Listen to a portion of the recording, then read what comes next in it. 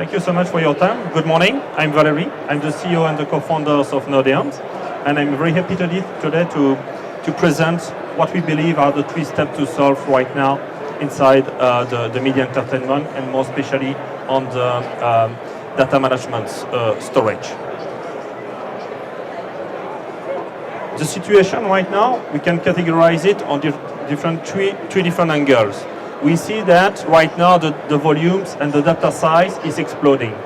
I think that I don't have to spend too much time to explain that right now, thanks to the resolution, HD, 4K, 8K, the data size is exploding. Even more important right now, the speed of change is, we name it the velocity, as well is in acceleration, okay? The technologies progress fast and faster, and even more the data source, the variety of the data which are coming from different type of channels are as well in acceleration. The end result of this is that the data complexity start to be completely messy as well, okay? Right now is 100% of the data which are now digitals. We have regulation and legislation as well when we are talking to archiving that has to be kept for your customers during, let's say, 5-10 years.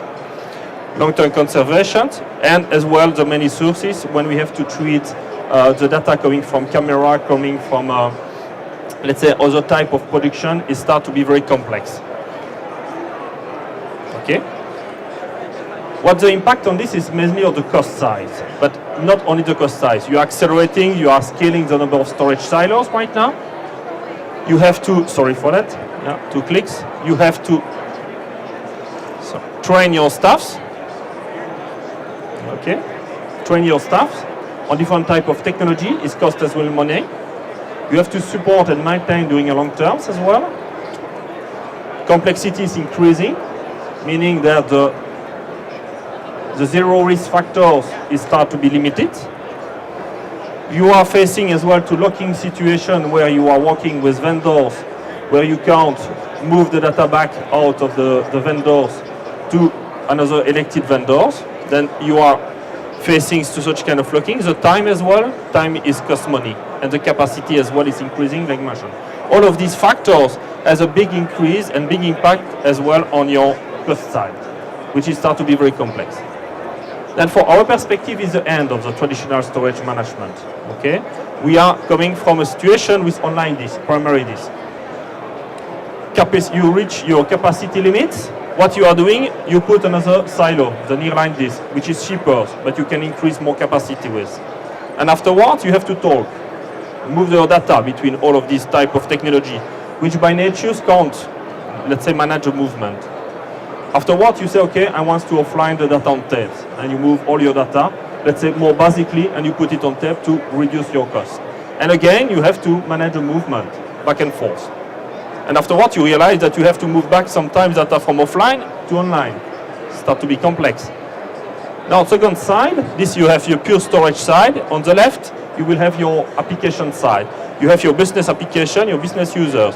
What your business users wants to do right now, they want to reach your data on the online disk. And afterwards, they will have to reach the data as well on the nearline. And I continue. Yeah, I'll use this, huh? Okay. On the offline tape as well. And you can see that I will add layer by layers, I believe, what you are facing to. Backup side, you have to backup and secure your content. The backup will have to interact with your online disk, your offline tapes as well, to move the data and to backup here. And afterwards you say, oh, I want to archive my content, and you start to add your archiving application as well on top. And again, and again, and again. And the file analysis, why not try to understand what I have as data? I will use a file analysis solution to, let's say, understand what I have stored on my different storage silos. Then you can start to realize very quickly that the complexity is completely increasing. You have a number of factors of application here on the left. You have a number of factors of storage system on the right here. You have so many interactions that it start to be very, let's say, a mess to manage. And you have, let's say, a complexity of interconnection between some, let's say, workflows, applications, and your support. And basically, you can't, let's say, in our perspective, we believe that you can't interact let's say, on with your business-driven application and your storage. You elect and you buy your storage based on the workflows you want, and not the reverse. And what we believe on the right, that this business application has to talk directly with your primary storage, the one which is the fastest and the more capable to manage your data. And on the back you have, let's say, various different types of storage. Okay? And on the left here is not anymore the storage you have on your back will dictate it's an nearline, it's an offline, it's an online. No, you need to build your policy. You need to build your workflows you want. Do you want to catalog your content? Do you want to active archive your content? Or even more, do you want to backup or offline archive your content? And this is policy driven that will interact, let's say, on between the online disk and the different type of storage in the backend. Is how we name a data storage management. And you can see that from complexity, we move to simplification. Okay, simplification is a storage unification because you see all your secondary storage, let's say, like a unique point of connections. You doesn't have any more legacy software. You can realize here the number of software you have to manage with, and you have only a single connections to connect the different type of storage you want to use. Okay? And what are the criteria of choice for such kind of data management? We believe that the right data management platforms has to automate across any storage technology the movement. You need to have a solution that will have no lock-in. You need a solution that will manage a movement from any primary storage to an object storage, to a tapes, or to a public storage. Okay? You need to stay open for such kind of things. You need an ability as well to integrate with your business workflow.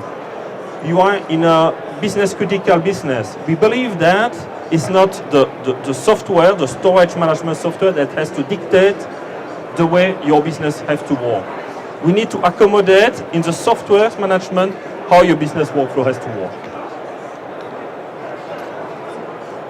We need to be capable to catalog the content, to index the data, and to provide the metadata management, because the way on how we manage the data, let's say 5 or 10 years ago, is gone. You need to find a way today that we can index and search quickly your data and where the data is. You need to master and make sure that you can find back where the data is stored, even today, even tomorrow, or even in 5 years. Because the challenge is there.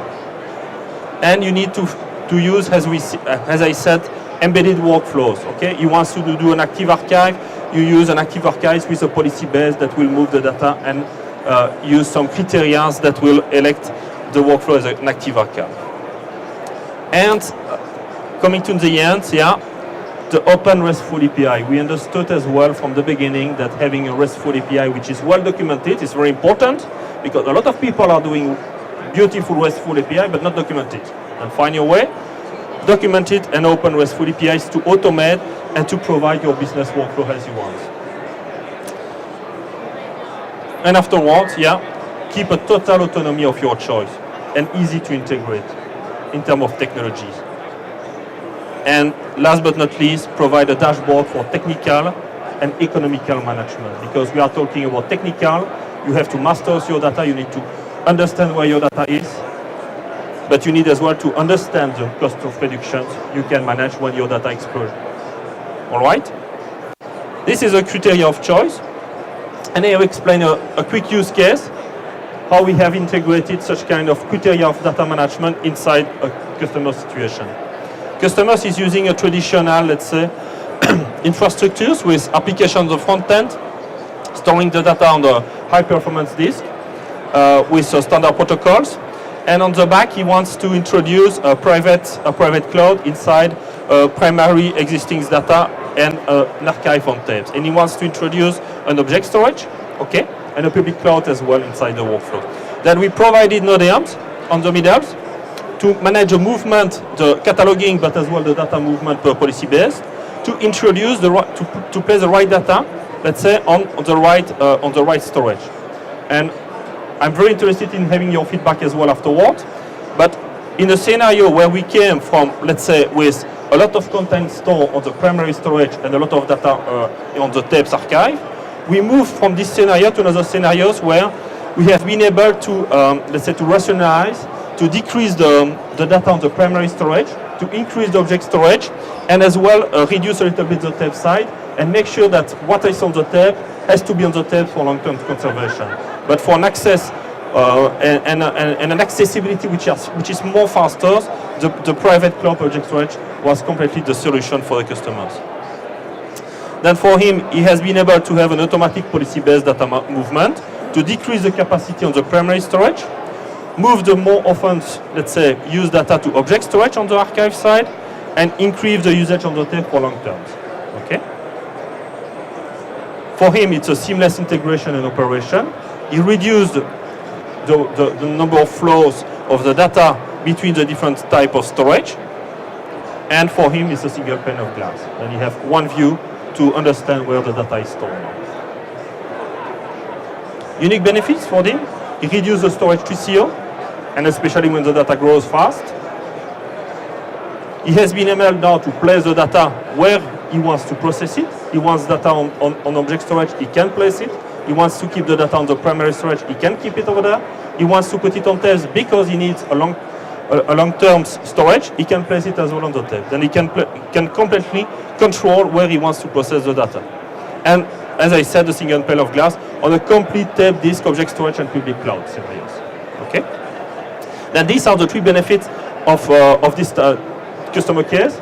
I believe that you have similar experience, and I'm pretty happy to talk with you afterwards.